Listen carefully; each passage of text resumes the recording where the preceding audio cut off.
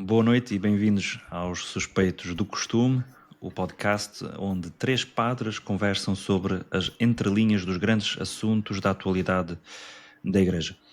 E hoje, como não poderia deixar de ser, inclusive não estava preparado ou pensado fazermos a emissão esta noite, ou de conversarmos os três, mas atendendo ao que aconteceu esta semana com o falecimento do Papa Francisco, era inevitável para nós também conversar sobre estes primeiros dias e, antes de mais, creio eu, de prestar-lhe uma homenagem, não é? Porque tantas vezes foi fruto das nossas conversas, das nossas preocupações, também como ele, dos nossos sonhos, e é alguém muito querido que parte. Ao mesmo tempo, várias pessoas que talvez pela primeira vez, algumas delas possam estar a acompanhar estas cerimónias, o que é isso, o que é que se procede com o funeral, o conclave e por aí adiante, apesar de ainda há pouco tempo conversávamos sobre o filme, o Conclave, ainda não fazendo ideia, não é, do que poderia ser ou vir a acontecer, e pronto, se calhar hoje talvez um pouco diferente do que temos vindo a fazer, pareceu-nos também que era oportuno que quem quiser vá comentando por onde vai acompanhando, seja pelo Facebook, pelo YouTube, e escrevendo a sua mensagem. No fundo também pode ser de homenagem, não é? Os momentos mais marcantes que tiveram com o Papa Francisco, o discurso que fez pensar, uma palavra, uma frase, um gesto, para eventualmente também aqui partilharmos e podermos comentar. Queríamos iniciar esta noite com o momento que a todos nos apanhou de surpresa, em 2013, com a eleição então de Francisco, depois daquele momento imprevisto de Bento XVI, que resigna ao pontificado, e depois este ilustre desconhecido que aparece à varanda da Praça de São Pedro. E queremos recuperar essas imagens para depois, a partir daí, então falarmos. Deixa eu ver se consigo.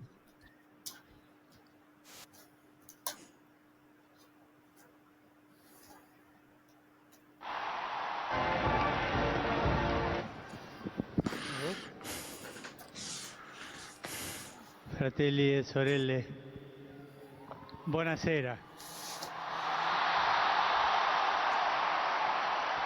Irmãs e irmãos, boa noite. Voi sapete che il dovere del conclave era di dare un vescovo a Roma. Sabes que o dever do conclave é dar um bispo a Roma, não é? I Parece miei que os meus fratelli irmãos cardinali sono cardeais andati a prenderlo quasi alla foram fine del até mondo, buscá-lo ma ao fim do siamo mundo, qui. e estamos aqui.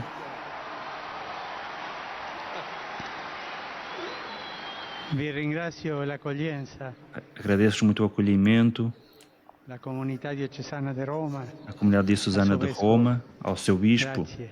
Obrigado. E prima di tutto E antes de mais, vorrei fare una preghiera gostaria de fazer uma per il oração nostro vescovo emerito, pelo Benedetto nosso bispo XVI. emérito Bento XVI. Preghiamo tutte Fazemos insieme todos em per lui, conjunto perché il Signore lo benedica e la por ele, para que o Madonna Senhor lo o abençoe e custodisca. que a Senhora o Padre proteja. nostro, E depois, então, inicia a oração do Pai Nosso. E é isto. É este o homem, não é? Que desde o início, com um conjunto de gestos, de uma grande simplicidade que desmontam qualquer solenidade, não é? Mas é curioso que nos seus gestos simples também carregados de solenidade, não é?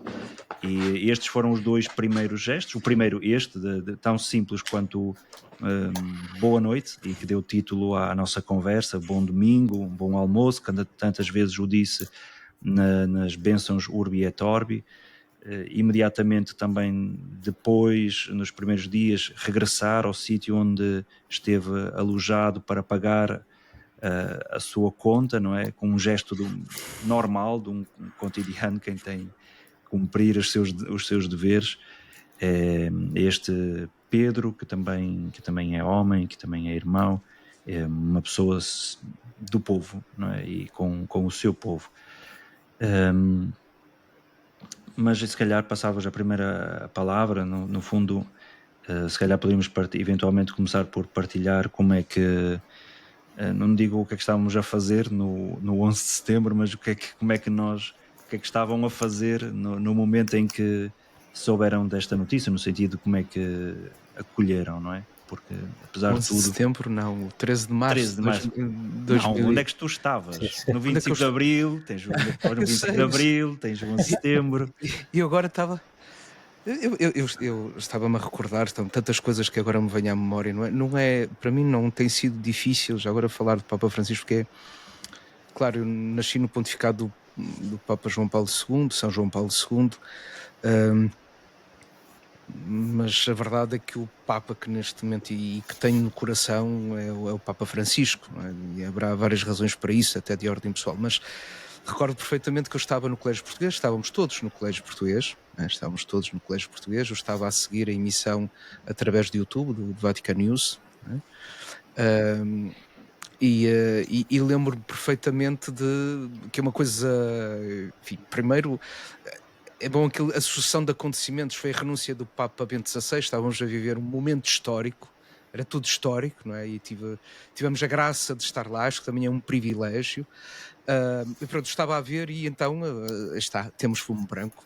E o que é que acontece? Acontece o que todas as pessoas em Roma fazem, que é correm para a Praça de São Pedro, fomos a correr, estava aqui no norte diz uma morrinha, não é uma chuva fininha, mas estava, e vamos lá, e lembro perfeitamente de entrar na Praça de São Pedro, portanto aquilo, como estávamos a ver, completamente cheio, e estava o Mário, estava o Nuno de Coimbra, estávamos os três juntos, não é?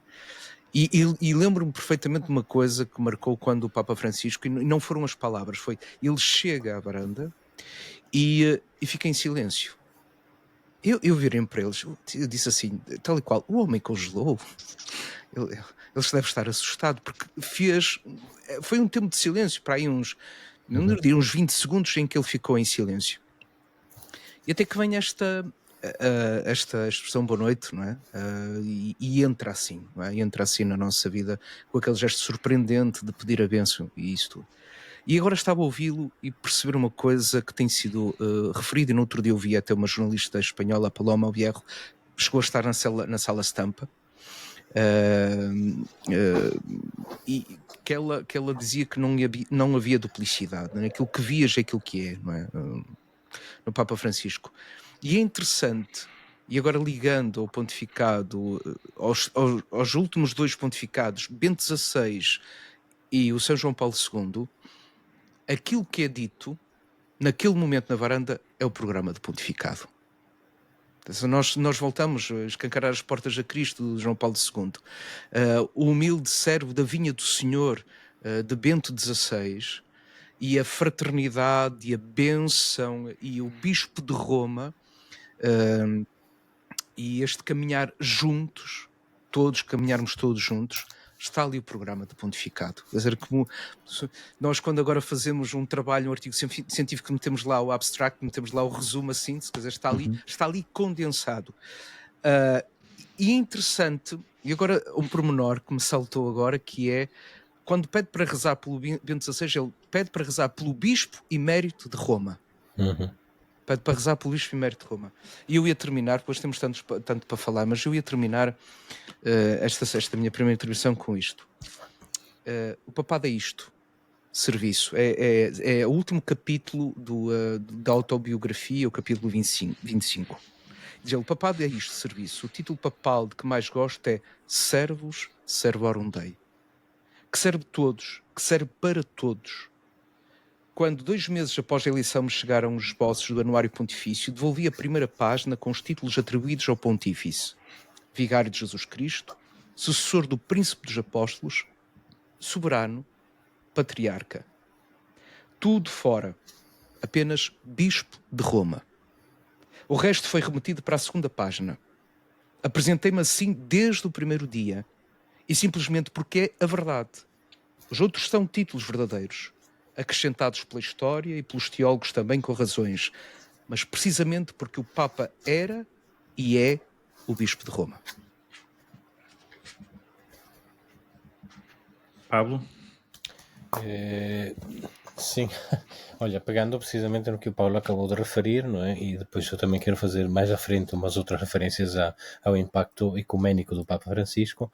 Foi precisamente por causa dele se apresentar à janela, à loja, não é? da Basílica, como o Bispo de Roma, que o Patriarca Bartolomeu decidiu vir de Constantinopla para Roma assistir ao início do ministério do Papa Francisco. Aliás, ele disse, o próprio Patriarca Bartolomeu, quando o meu irmão Francisco veio à janela e se apresentou como Bispo de Roma, eu senti que devia ir ao início do seu ministério. Um acontecimento que, na verdade, eu não sei quantas vezes terá ocorrido nos 2000 anos de cristianismo. Primeiro por motivos de ordem, de ordem pragmática, de viagens, não é? Era muito difícil deslocar-se de Constantinopla até Roma, não é? Portanto, de ordem prática, mas, entretanto, desde o século XI, ainda que houvesse aviões, nenhum dos patriarcas, alguma vez, quis vir à tomada de posse e início do ministério do Papa. E, portanto, essas simples palavras com que ele se apresenta criaram logo um profundo impacto na comunhão das igrejas cristãs, não é? Quanto ao dia da tomada de posse, eu penso que eu já referi até no programa passado, não é? O impacto que provocou em todos nós, o silêncio que se provocou na praça, porque as pessoas não sabiam quem ele era. Ele não constava em nenhuma das listas dos papáveis, não é? E portanto foi uma surpresa até que alguém gritou na praça, não é? Depois de terem anunciado o nome, alguém gritou, eu argentino, e aí sim começou a ovação, a apoteose, etc. Mas houve uns longos segundos de silêncio após terem anunciado o nome, porque as pessoas não sabiam quem era, alguns pensavam que era um italiano por causa do apelido, mas não. E portanto, mas é como dizia o Paulo, não é? Estes momentos ficam na memória. Eu lembro-me, inclusive, do momento em que foi anunciada a resignação de Bento XVI, porque estava num café em Ponte Lima com o Tiago. Eu tinha chegado do semestre em Jerusalém, foi a primeira vez que nos encontramos, foi o intervalo, foi 11 de fevereiro, não é? No dia da Senhora de Lourdes, não é? Que eu tinha acabado de chegar de Jerusalém, portanto fomos encontrar-nos e quando entrei no café, o Tiago anunciou, acabei de receber aqui uma mensagem, o Papa Bento XVI resignou. Portanto, entanto, depois fomos para Roma, não? Iniciou o segundo semestre e pronto, eu já contei, não? Eu também estava a regressar das aulas, fomos para a praça. Mas confesso que após o gesto dele pedir a bênção ao povo, não é? Quando ele baixa a cabeça, não é? Que pede que as pessoas rezem pelo seu bispo, não é? E faz um momento de silêncio, não é? Antes de dar ele a bênção, pede que o povo reze por ele. Lembro-me muito bem da primeira Eucaristia, porque calhou no dia de São José, não é? E 19 de março. A primeira Eucaristia que ele presidiu publicamente, porque ele já tinha presidido uma em Santa Marta, penso que até outra na igreja de, como é que se chama, Santa Ana, não é? Aquela que fica do outro lado da igreja paroquial do Vaticano. Mas a primeira missa pública, não é, que celebramos foi essa de 19 de março. E há um bocado até fui conferir se a minha memória estava certa, não é? Porque houve uma expressão dele que me ficou, não é? Que ele dizia, não tenhamos medo da ternura. Não devemos ter nunca medo da ternura. Não é? Depois eu até fui reler a homilia toda, não é? E é como dizia o Paulo, de facto são textos programáticos, não é? O cuidado aos pobres, aos últimos, aos marginalizados, não é? O cuidado que ele fala, não é? De custodiar, de guardar, de proteger os outros, não é?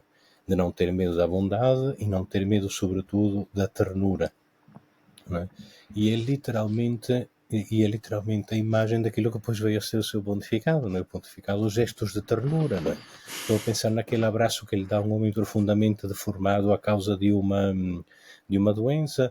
Estou a pensar naquela imagem, naquele vídeo que tem corrido novamente as redes sociais, não é? Daquele miúdo cujo pai faleceu e o pai era ateu, não é? E o miúdo vai chorar, não é? Dizer ao Papa será que Deus vai receber no céu o seu pai, porque era ateu, não é?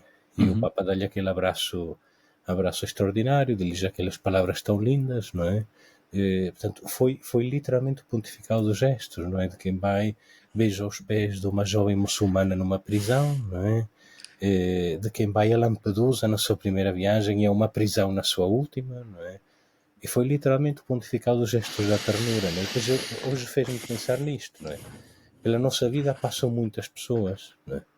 Pela nossa vida passam muitos professores, muitos mestres, muitos superiores das mais variadas ordens no mundo do trabalho, do estudo, da igreja, etc. Não é? Todos nós encontramos com muitas pessoas que estão acima de nós, não é?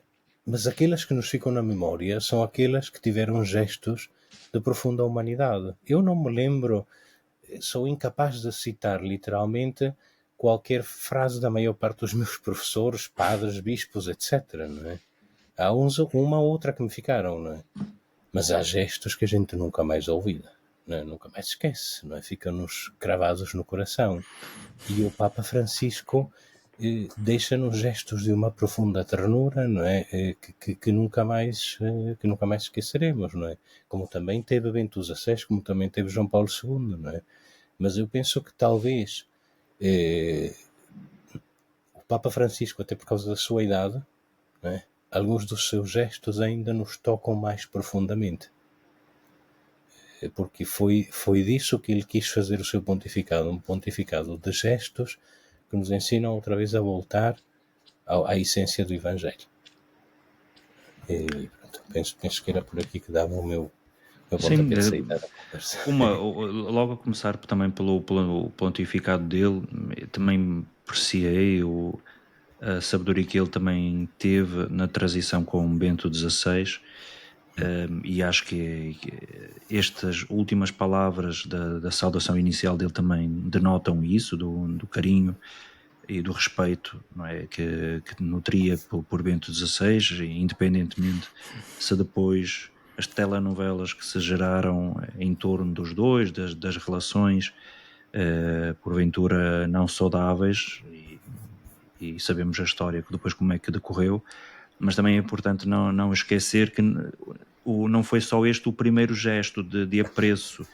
Se recordarmos, pouco depois do início do seu pontificado, se bem me recordo, a primeira encíclica de Francisco é Lumen Fidei, que era um texto que já tinha sido escrito na sua maioria por Bento XVI para o ano da fé, e que com uns pequenos retoques aqui e ali, Francisco retomou, absorveu o texto e publicou, não é, como sendo dele, mas nunca fazendo segredo que tinha sido um texto escrito por Bento XVI, não é? Numa outra cultura qualquer de sucessão de líderes, normalmente, se olharmos até para o setor político, a primeira coisa é desvalorizar o trabalho dos anteriores, para dizer que agora sim, e aqui Francisco tem esse gesto não só de assumir o texto, como depois também consta que os primeiros textos que publicou previamente deu-os a Bento XVI para ler, para fazer os seus comentários e por aí adiante, não é? Acho que isso, antes de mais, demonstra o seu caráter. Primeiro, que não tinha medo de viver à sombra, se alguma coisa se possa dizer. Tem ali um grande teólogo e alguns que solicitam e pedem que seja proclamado doutor da Igreja, e se o for, com todo o mérito, mas não tinha medo de estar aqui à sombra dele, nem nunca o viu como um adversário, nem foi necessário diminuir o seu trabalho, bem pelo contrário, é com todo, pareceu-me, não é, genuíno do lado dele, de o bem querer a Bento XVI, dando-lhe o conforto e tudo aquilo que ele necessitasse. Agora, claro que depois o grande texto logo seguinte foi este de Laudato Si, Fratelli Tutti, que são temas voltados para esta figura de Francisco, não é? Eu ainda no outro dia, agora que há tantos vídeos a circular, um deles é dele a recordar os momentos no conclave, onde recorda que ao seu lado estava o cardeal Humes, não é? Uhum. Que quando começa a chegar os 2/3 dos votos, já começam ali as palmas a aparecer, porque ao fim dos 2/3 já está eleito, não lhe interessa. Os votos a contarem, o cardeal Humes ao ouvido dele a dizer agora não te esqueças dos pobres, e os votos ainda a contar, e ele a ouvir o Humes, a pensar o que é que, não é? Imagino na pele dele, que nome é que eu vou escolher, porque não é que tivesse ali o texto escolhido, nem o nome, imagino. E depois era esse o seu testemunho, não é? Pobres, óbvio, esta questão a razão do seu nome deve-se a duas coisas, pelo que ele conta, esta sugestão indireta do Humes dos pobres, mas também, diz ele, comecei a pensar na questão da guerra, e quem é que poderia ser um artífice, uma voz que clama e que solicita a paz no mundo, e nesse caso surge o nome de Francisco, não é? Como uma ponte entre estas duas coisas, os pobres e a paz, e daí escolher o nome Francisco. E é verdade que não seja nestes dois domínios dos pobres, desde logo com a grande relevância que deu ao esmoleiro do Vaticano, de enviando para vários sítios, aqueles gestos também interessantes da criação dos chuveiros, naquilo que é os pobres próximos, isso é uma coisa que choca, não é? Indo ali à Praça de São Pedro, vendo que na Praça de São Pedro, aos pés da praça, Verdade. tanta gente a dormir na rua, literalmente, e abrigados naqueles balcões onde moram cardeais e a cúria, são prédios do Vaticano, portanto estão ali às portas do Vaticano. E o segundo tem a ver com a guerra, porque na verdade, olhando para desde Gaza à Ucrânia, sempre no final de cada uma das bênçãos Urbi et Orbi, ao domingo, ele sempre fez um apelo à paz, todos os domingos. E também me espantou, quer dizer, espantou-me por ouvir na primeira pessoa, não é que eu talvez não desconfiasse, mas o testemunho também muito genuíno do Zimmermann, que dizia que ainda 48 horas antes do Papa ter falecido, que recebeu uma mensagem dele, que já desde que tinha saído do hospital já era a segunda vez que falava com ele, normalmente escrevia, pelo que ele conta, à mão o seu bilhete, e depois pedia ao secretário que fotografasse e enviasse por e-mail, no fundo para ter certeza que era ele. E desde este último, há 48 horas, já não foi assinado por ele, por Francisco, ou escrito por ele, mas pelo seu secretário. Mas diz ele, quer dizer, ainda há pouco ele falava numa visita à Terra Santa, falava uma visita à África, projetos educativos para a paz, e portanto sonhos e projetos não faltavam. O que ele diz, fui também apanhado de surpresa na medida em que, claro, sabíamos todos do estado de saúde em que se encontrava, mas por outro lado, a mim, vendo como vi no domingo, e as condições não eram boas, mas também é verdade, nunca esperei esta notícia na segunda-feira. Por isso foi, recordo em tantas coisas, e algumas continuaremos a falar, mas como algumas das que foram as suas intuições iniciais, manteve-se fiel a elas por todo o pontificado. E eu pegava, Tiago, na questão dos pobres. Hoje lia o André Grillo, que é um teólogo italiano, de uma coisa que acho que ele diz muito bem, não é?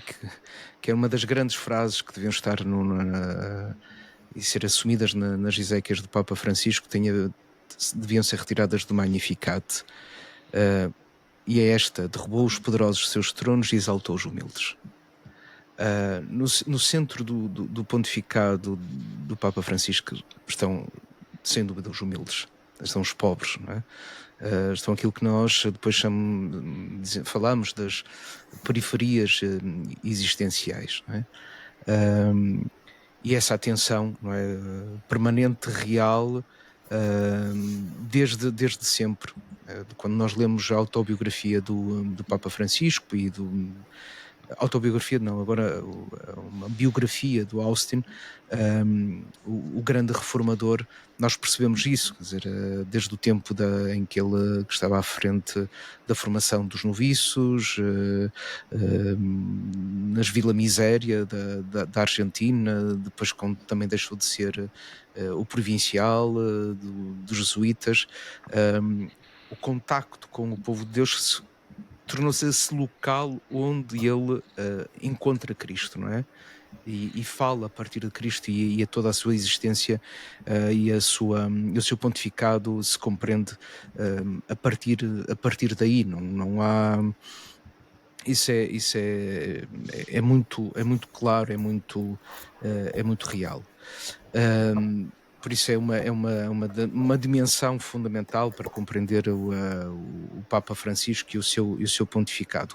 E que tem logo a ver também com aquilo que é a relação, isto é, aquilo que ele disse no encontro, o primeiro encontro público depois da sua eleição, já o tínhamos referido também no outro podcast, foi com jornalistas e onde tem uma frase, que é logo uma das grandes frases de efeito: como eu gostaria de uma igreja pobre para os pobres. É logo das primeiras frases. Depois vem uma economia que mata, e daí também vem depois, começa a lógica, ou começam as contestações, o Papa comunista, o Papa de esquerda, e o Papa a falar do Evangelho, não é? Daquilo que é o centro do Evangelho, a opção preferencial de Jesus Cristo pelos pobres, não é? E esse abaixamento, aquilo que nós chamamos de kenosis, não é? Não se valer da sua igualdade, da sua condição com Deus, mas o Papa colocar no centro da Igreja. E vou citar outra pessoa que é muito próxima dele, que lhe perguntava logo no início, pontificado, mas talvez 2 anos depois, que era o António Spadaro, naquele programa italiano da RAI, muito famoso, que é Porta a Porta, que ele uma altura perguntou ao Papa Francisco: mas tu queres uma reforma da Igreja, não é? E que acho que ele olha assim de uma forma muito, muito séria para ele, não responde assim de imediato, assim: o que eu quero fazer na Igreja é colocar Cristo no centro. Cristo no centro da Igreja. E é isso que o Papa Francisco quer. E vou dar aqui um salto, porque é algo que me tem nestes últimos dias vindo assim com frequência, que é isto. O que é que leva Jesus Cristo à morte? O que é que o leva a ser contestado pelas autoridades religiosas do seu tempo? É o escândalo do perdão, do curar, do se aproximar de publicanos e pecadores, de se colocar a pessoa no centro, não é? É isso que gera depois contestação, é isso que leva a uma violência, o mistério da iniquidade, da maldade, que leva à condenação do inocente. O que provocou tanta violência às vezes no pontificado do Papa Francisco relativamente a ele foi precisamente o escândalo do perdão e da misericórdia, da ternura. Que nós, basta em Portugal, evidentemente, porque em Portugal também foram pronunciadas essas palavras, todos, quanto isso gerou contestação. Todos, quer dizer, essa dificuldade, eu acho que esse ressentimento, usando a partir da parábola do filho pródigo, ou do filho mais velho, ou do pai misericordioso, que é esse ressentimento do irmão mais velho, não é? Que nem sequer tem uma boa relação com o pai, não é? Que não ama propriamente o pai, mas se calhar tem mais medo do pai, que até medo tinha pedido um cabritinho lá para fazer festa com os amigos, mas não compreende o que é um pai que perde um filho, humanamente, não é? Que vem um filho fora, uma filha fora de casa, e depois acolhe de braços abertos e faz festa porque estava perdido e foi encontrado, estava morto e agora estava vivo. Portanto, essa dimensão da misericórdia tanto sublinhado, que foi sublinhada também desde o início, do ponto de vista. Primeiro Ângelos, ele fala precisamente desse livro, tinha sido publicado há pouco tempo pelo o cardeal Walter Kasper, que era a Misericórdia, que lhe deu para ler quando ele estava na casa de Santa Marta, não é? E depois faz a maior publicidade que pode haver, que é no Ângelo dizer estou a ler este livro, que cita inclusive, eu creio que é nesse primeiro Ângelo, que nós também creio que lá estávamos, cita inclusive aquela história daquela senhora que era uma portuguesa que foi ter com ele para se confessar, não é? Se Deus não fosse misericordioso, se Deus não perdoasse, o mundo já não existiria, que é uma coisa óbvia. Pergunta, mas tu estudaste na Gregoriana? Na verdade ele não disse a Gregoriana, disse uma outra universidade lá na Argentina, mas aproveitou também para fazer publicidade aos jesuítas. E esse bom humor, eu só vou terminar porque não vamos ter tempo, que é o sorriso, pode gerar também o sorriso do Papa Francisco, a alegria do Papa Francisco, não é? E eu queria mostrar, vou agora aproveitar para mostrar uma coisa que eu achei absolutamente extraordinária. Já se falava, já se tinha muito falado disto, vou agora partilhar o ecrã para as pessoas verem, que eu acho isto absolutamente extraordinário. Portanto, como sabem, há o cardeal Carmelengo, o oficial de Câmara, que é o cardeal irlandês, que é Kevin Farrell, e depois da morte do Papa, um dos rituais, o que está protocolado, é que seja lacrado, fechado os aposentos do Papa. Portanto, na casa de Santa Marta, como sabemos, o Papa foi viver para a casa de Santa Marta, depois ele explicou que era uma questão da comunidade, isso tem a ver com a sua formação, isso tudo. Ele explica logo isso numa entrevista ao António Spadaro, no início do seu pontificado, e também é lacrado o quarto, não é, no Palácio Apostólico. E então, eu vou mostrar a primeira imagem, que eu não sei se estou a conseguir partilhar. Não, se calhar tens de partilhar o ecrã todo. Tens que abrir a imagem e depois selecionar a imagem. Espera, já lá chego. Desculpem. Abres a imagem e depois selecionas a partilha dessa imagem. Porque tendo várias janelas abertas no computador. É sim, ok. Desculpa. Também pode ser. Sim. Portanto, então nós vemos aqui o cardeal. Estou a ver este gesto, está a fechar a porta, está a lacrar e agora vietato lamentar-se. Portanto, proibido lamentar-se. Portanto, isto é um ato oficialíssimo, não é? Deixa-me dizer assim, oficial. Então, o que é que o Papa Francisco tinha, não é? À porta do seu quarto? Proibido lamentar-se, lei número 1 sobre a tutela da saúde e do bem-estar. Portanto, quem passava ali, este é o quarto, acho que era o 201, o quarto onde ele... Era um quarto de hóspedes, mas que ele depois foi para ali. Portanto, os transgressores são sujeitos a uma síndrome de vitimismo com consequências de abaixamento do tom de humor, ou do nível de humor, e da capacidade de resolver os problemas. Portanto, quem transgride, quem vive na lamentela, na lamentação, portanto, estão sujeitos a esse vitimismo. A medida da sanção é dobrada, qual seja a violação, quando a violação é cometida na presença de crianças. Não é? Portanto, há uma sanção maior se isso for, não é, colocado na presença de crianças. Para se tornar melhor, para ser melhor, é necessário concentrar sobre as próprias potencialidades e não sobre os próprios limites. Portanto, deixa de lamentar-te e muda. Age para melhor a tua vida. Eu acho isto absolutamente extraordinário. Aqui muitas pessoas que estão aqui, são todos congregados. Eu disse, se chorar, resolver os problemas, vamos juntar aqui todos numa rodinha e vamos começar a chorar. A ver se as coisas se resolvem, não? E eu acho que este pensamento positivo, que estamos a falar de um homem perto da casa dos 80 anos, primeiro, que tem esta capacidade, este bom humor, esta leveza até para colocar um colar no quarto de um Papa, que é do sumo pontífice, não é? Isto, quase como um jovem adolescente, quase que faltava lá ter um cartaz, às vezes tem nos quartos os miúdos, não é? Os adolescentes, os jovens, a dizer proibido entrar ou qualquer coisa assim. Eu acho que isto diz muito do ânimo, do espírito. Portanto, este homem era absolutamente extraordinário nessa força, nessa energia. Isso era para mim e para todos nós, creio que por mais evidente. Deixa-me só também aqui uma pequena nota, depois passo a palavra ao Pablo.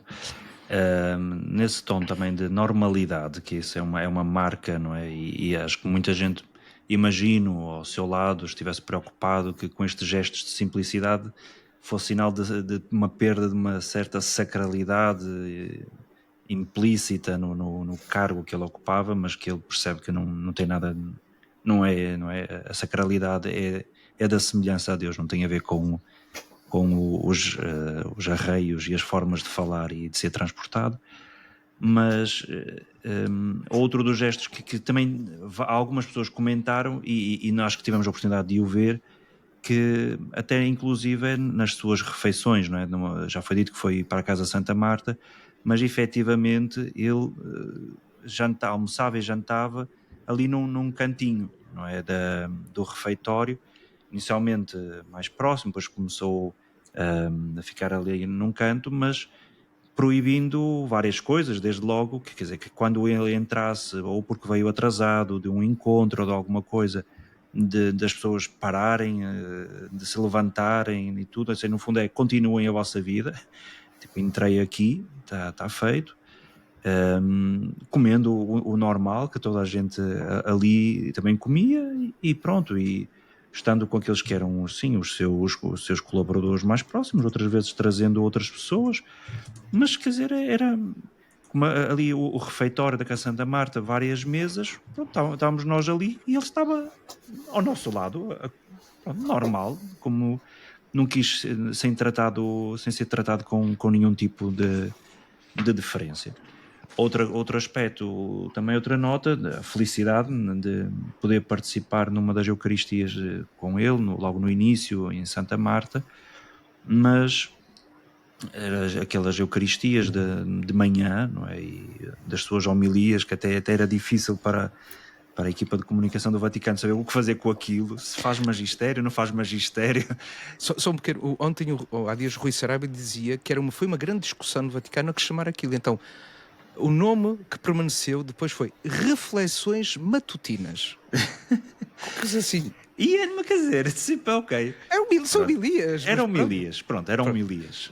Mas, quer dizer, é aquilo, estar algumas pessoas tiveram essa oportunidade, não só no final de o cumprimentar, que era possível, mas a participação na Eucaristia, dele estar ali, fazer uma homilia simples, com palavras simples e com uma ideia a ser transmitida, sem nenhum tipo de preocupação, que às vezes nós, que em menores lugares, há uma preocupação do que é que os outros podem pensar, ou de complicar, ou e ali, pronto, é um parco da aldeia.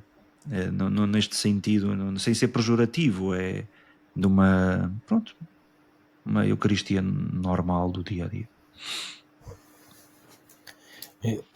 Eu acho que uma das coisas que a mim me chamou muito a atenção foi o timing, não é, do seu falecimento, não é, na segunda-feira de Páscoa de manhã, não é, a segunda-feira do Anjo, como é chamada, não é?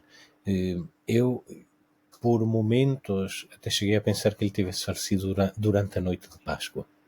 Mas depois a Santa Sé divulgou um relato mais detalhado das últimas horas do Papa, não é? E portanto não, ele faleceu mesmo, começou-se a sentir mal por volta das 5:30 da manhã de segunda-feira, começaram a assisti-lo, mas de facto o AVC ocorre pelas 7:30 de forma fulminante, não é? Segundo o relato, em poucos minutos, não é? E não houve nada a fazer, não é? Mas a mim fez-me pensar muito, precisamente porque isto ocorre no contexto da celebração imediata do tríduo pascal, fez-me pensar muito que os discípulos releram a vida de Jesus à luz do evento da Páscoa, à luz da morte, da paixão, da morte e da ressurreição de Jesus, ou seja, isso iluminou toda a vida de Jesus.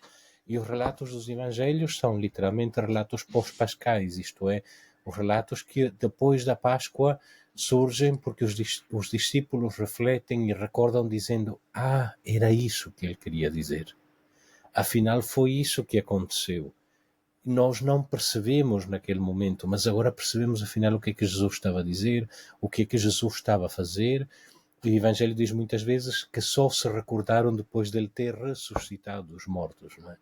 E eu acho que os últimos meses do Papa Francisco, como foram também, em certa medida, os últimos meses de João Paulo II, que também foram muito expostos à comunicação social e a todos nós, nos fazem reler a mensagem da sua vida e a forma como eles encarnaram a vivência do Evangelho na sua existência pessoal.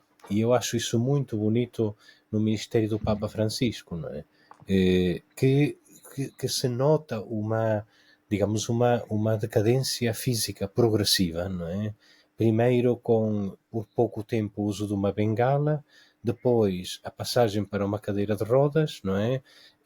A dificuldade de ler os discursos, depois em janeiro e em fevereiro até o internamento, a falta de ar e, portanto, a perda progressiva da palavra, não é, pública, e depois aquele longo internamento com aquele longo sofrimento, não é, no Hospital Gemelli, e a vinda e sabemos agora, porque Santa Sé também o revelou, não é, a vinda para o Vaticano, para a residência Santa Marta, contra a vontade dos médicos, que ainda o queriam internado durante mais algum tempo, não é? E obviamente aquilo que ocorreu, que a gente já estava à espera, porque foi a causa que o levou ao hospital, isto é, ele foi incapaz de parar de trabalhar. E começou-se a expor outra vez, não é? Até na véspera recebeu, acho que deve ter sido, Deus me perdoe, o tempo mais mal gasto do Papa, ainda recebeu o vice-presidente dos Estados Unidos, não é? Portanto, até ao fim, continuou a trabalhar, não é? E a mim faz-me pensar, portanto, sobretudo porque eles revelaram estes últimos diálogos antes de ir para a praça, não é? Quando ele diz ao seu assistente pessoal de saúde, ao enfermeiro, será que eu consigo ir no papamóvel? Não é? E no fim agradece-lhe, obrigado por me trazer de volta à praça, não é? A mim faz-me lembrar um pouco a expressão de Jesus, tudo está consumado, não é? Ou seja, de alguém que se gastou até o fim com completa consciência, como quem diz, eu já fiz tudo o que podia fazer, portanto, gastou-se até o fim, não é? Amou-nos até o extremo, como diz o Evangelho, não é? De Jesus, e portanto eu acho que até nessa medida, como dissemos no outro programa, o Papa Francisco foi vigário de Cristo pela forma como encarnou em si mesmo a paixão e a Páscoa de Cristo, não é? Gastou-se até ao fim e entregou-se até ao fim por nós, ao serviço da Igreja e das igrejas cristãs, e portanto, parece que obrigado foram uma das últimas palavras que ele disse também, tal como logo nas primeiras mensagens dizia que há 3 palavras ou 3 expressões que é preciso dizer muitas vezes, não é? Se faz favor, obrigado e peço desculpa. E portanto foram umas das últimas palavras também que ele disse, ao que parece. Pablo, pega-me um pouco, não gostavas a dizer, se calhar para abrir aqui um outro momento que, não é, que dizes que deu tudo o que tinha para dar, e as pessoas várias se vão questionando, não é, o futuro, não é, o que é que pode esperar a partir daqui, e o seu legado também implica perceber o que é que porventura foi feito, conseguiu fazer efetivamente, ou que ficou por fazer, ou que se pode abrir no futuro, não é? Há ainda refleti também esta semana, há, para mim, 2 pontos. Um deles é tentar agora entender o que foi um efeito Francisco, do seu carisma, do seu modo de ser, da sua personalidade, ou o que porventura pode ter passado da pessoa à instituição e que talvez tenha mudado ou possa vir a mudar a cultura, não é? Isto é uma das grandes preocupações de Francisco, foi mudar a cultura eclesial, e em alguns casos era uma cultura eclesiástica, era sempre um dos seus cavalos de batalha, o clericalismo e por aí adiante. Agora, porque a homenagem terá que ser mostrar por A mais B, e que não é fácil, sabemos que ainda hoje que há muitos que se calhar aguardavam com uma certa alegria este momento, mas até que ponto mudou a cultura? E a cultura que ele foi tentando introduzir da transparência, da prestação de contas, seja no IOR. Esta semana é o grande debate do Betchu, não é? Se pode ou não pode participar no conclave, as escolhas dos bispos, que critérios presidem, que tipo de bispos. Uma das coisas que também ouvi com alguma insistência esta semana e pareceu muito interessante, que é a diversidade, a representatividade da Igreja, até desde logo no colégio dos cardeais. Nós temos um grande número de cardeais atualmente já da Ásia, da América do Sul, África, ainda que sabendo que a maior percentagem continua a ser europeia, mas depois um outro aspecto é este, então do efeito pessoal à mudança de cultura, mas o outro é das intuições dele, esta expressão de passar a lei, quer dizer, tem que se tornar normativa, porque senão eventualmente o risco, creio eu que em alguns aspectos é dizer, sim, mas isso eram coisas do Papa Francisco, não, pronto.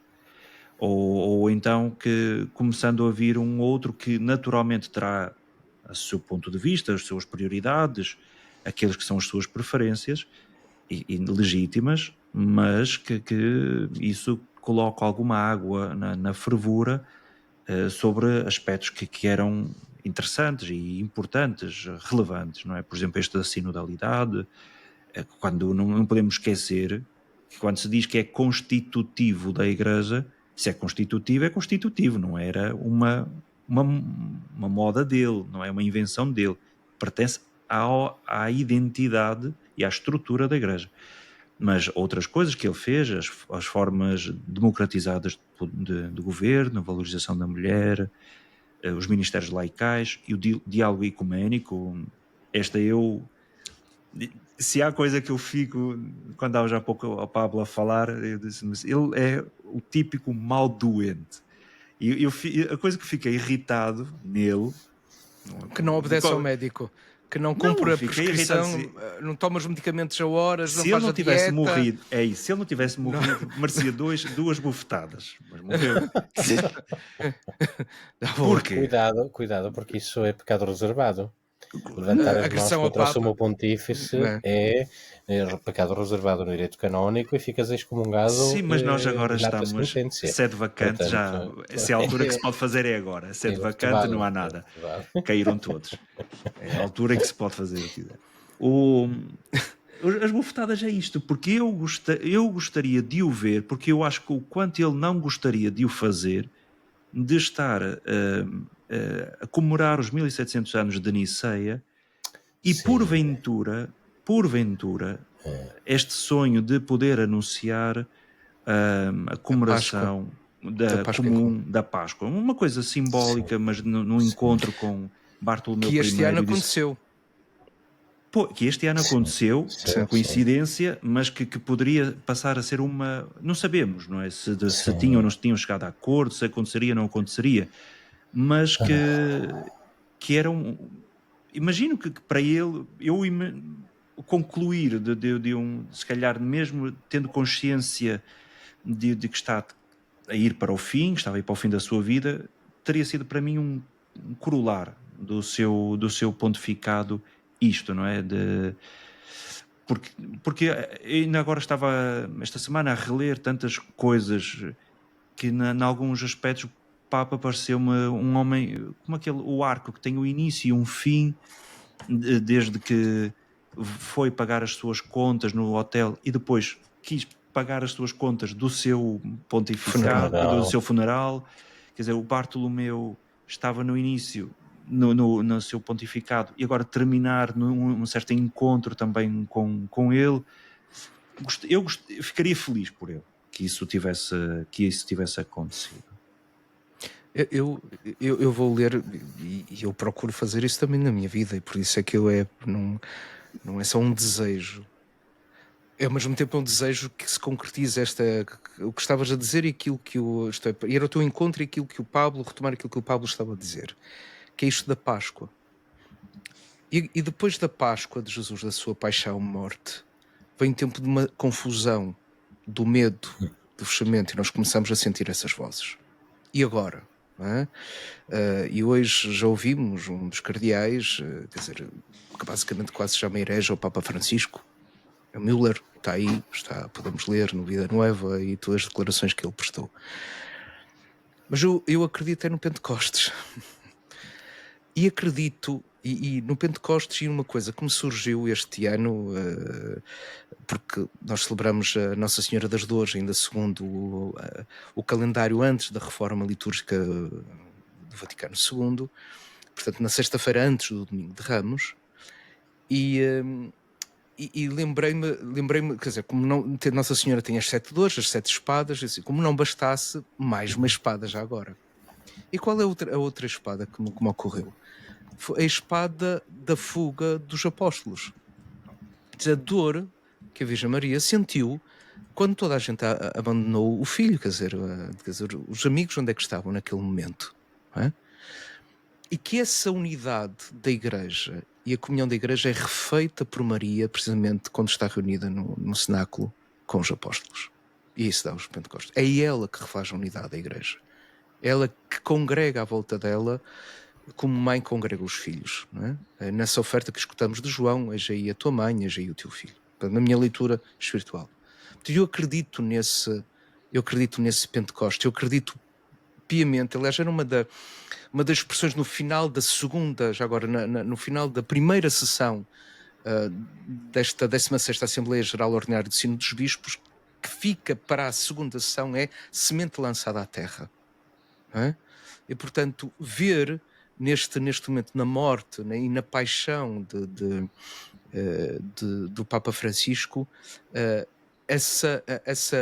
agora, o que vai nascer a partir dessa sua morte, não é? E dessa entrega, dessa confiança também a Maria de permanecer na unidade, refazer ou dar essa confiança e esse Pentecostes que nós vamos assistir, digamos, com este conclave. Eu acredito nisso, porque acredito, é um dos ritos que eu gosto de fazer na Vigília Pascal, é precisamente esse da preparação do Círio Pascal. O Senhor do tempo, o Senhor da história, que ele conduz a história, é Jesus Cristo. E vem de encontro agora também uma pergunta que o Miguel coloca, né, duas relações, uma em relação ao processional, se acham que vai haver um retrocesso ou um movimento sem retorno, e a segunda questão em relação aos comentários que têm lido na internet, de muitos desses comentários serem católicos que desejam o Papa mais severo nas Eucaristias, mais clerical, com um discurso mais centrado no divino em vez do terreno. Portanto, não consigo entender o porquê que certos católicos desejaram um retrocesso na Igreja, um movimento contra a frase icónica do Papa, todos. Para mim, o grande legado do Papa Francisco foi a sua simplicidade em tudo que fez. Relativamente ao processo sinodal, preciso ver que o Papa Francisco ainda estava no hospital e aprova aquela carta dirigida a todo o episcopado, escrita pelo secretário-geral do Sínodo, o cardeal Mário Greco, a dizer que vamos ter uma fase de implementação desse documento final que vai terminar em 2028 como Assembleia Eclesial. E para mim, uma das coisas que nós estamos agora, vamos assistir às congregações gerais, portanto, sábado temos as exéquias, o funeral, nós já temos os cardeais a reunir para tomar algumas decisões, mas começam a escutarem-se, começam a falar entre si, vamos começar a partir daí a delinear também o perfil, a traçar o perfil e as conversas que têm entre si, com os potenciais, e a pensar nos potenciais candidatos. E quando se pensa na situação da Igreja, para mim é inimaginável que depois deste processo, que começou em 2021, que passa por auscultação das igrejas locais, que teve algo inédito como assembleias continentais, que depois teve 2 sessões, mas que resulta daquilo que para o Papa Francisco era fundamental, que é escutar todos, inclusive aqueles que estavam de fora. Não é? Mas, em primeiro lugar, evidentemente, o povo de Deus. Quer dizer, ali está o status quo, a situação da Igreja. Ali está o retrato da Igreja e daquilo que o povo de Deus pensa. Portanto, eu parece-me, não quero acreditar que todo esse trabalho seja metido ao lado e dizer isto não faz sentido. E pode acontecer que o façam. Pode acontecer que o façam. Eu não acredito que isso aconteça. Mas nós temos que pensar numa coisa. Que isso é que devolvida a voz à comunidade, devolvida a voz às pessoas, elas não se vão calar. E se alguém entra encontra, digamos, num processo de retrocesso, é importante contar com o abandono de muita gente da igreja. Poderá dizer assim, olha, quem quiser que se vá embora, pode ser, podem entrar por aí. Mas, quer dizer, deste processo, quer dizer, não há ali um depuramento daquilo que é a voz do Espírito, a compreensão dos sinais dos tempos e aquilo que nos está a ser pedido para a igreja? Bom, penso que não. Como digo, acredito precisamente nesse Pentecostes que vai acontecer também com este conclave. Caminhamos para o fim, Pablo. Sim, não, pois nós tínhamos feito um pouco um certo voto de evitarmos falar do próximo conclave, de candidatos, etc. Não é? Portanto, eu simplesmente assino tudo aquilo que o Padre Paulo disse, não é? As coisas podem acontecer, podem haver retrocessos, sem dúvida, mas obviamente estas coisas também têm as suas consequências, não é? Em todo caso, uma coisa que o Papa Francisco dizia muitas vezes, não é? É que o equilíbrio de um pontificado é sempre feito pelo sucessor. E, portanto, é natural que haja algumas dimensões do pontificado do Papa Francisco, não é? Que, vindo uma nova voz, possam atingir uma outra serenidade. O Papa Francisco sabia, e essa é também parte da cruz que ele levou ao Calvário, do seu mistério pascal. Ele sabia que ele era alvo de ataques pessoais de muita gente, não é? E de muita gente até próxima, não é? Já temos recordado várias vezes até o caso do cardeal George Pell, que foi tão próximo do Papa Francisco e que pouco antes de morrer foi um dos que estava a preparar, e aliás preparou e publicou, não é? Um texto anónimo contra o Papa Francisco, não é? Portanto, e o Papa Francisco sabia, em certa medida, não é? Desta dimensão martirial do seu ministério pontifício e assumiu-a de alma e coração, como fez também Bento XVI. É curioso, porque Bento XVI teve uma dimensão martirial, não é? Recordemos que os papas são paramentados de vermelho no seu funeral, não de branco nem de roxo, mas de vermelho, pela dimensão martirial e apostólica do seu ministério pontifício, não é? E, portanto, para o Papa Bento XVI, essa dimensão martirial veio do mundo exterior à Igreja, que os crucificaram na praça pública, não é? Eu lembro-me de algumas das revistas, famosas revistas internacionais, não é? Algumas das capas das revistas internacionais, nem vou referir algumas porque até algumas das capas foram nojentas, não é? Contra o Papa Bento XVI. O Papa Bento XVI sofreu aquilo tudo, não é? Os ataques vindos fora da Igreja. O Papa Francisco foi ao contrário, sofreu todos esses ataques vindos de dentro da Igreja. Mas sofreu também dentro da Igreja as traições que ele teve do mordomo, de toda a cúria, de tudo. Foi terrível. Ele era atacado por todo lado, aquele homem. Sem dúvida. Portanto, e eu acho que o Papa Francisco tem essa consciência muito clara que muitas das reformas iriam converter-se na causa de ataques pessoais a ele. E, no entanto, ele seguia para a frente. E, portanto, penso que agora, lá está, mais uma vez, o facto de mudar o pontífice irá fazer que alguns ânimos simplesmente serenem. Quer o que vier a seguir mantenha a mesma linha ou não. Porque quando as pessoas alimentam um ódio pessoal, e eu conheci, lamentavelmente, padres e até algum bispo com ódio pessoal ao Papa Francisco, não é? Quando as pessoas têm ódio pessoal, não é por causa das ideias, não é por causa da doutrina, não é por causa da postura, é um sentimento pessoal de ódio, de uma violência profunda que as pessoas abrigam no seu coração e para a qual necessitam encontrar um adversário.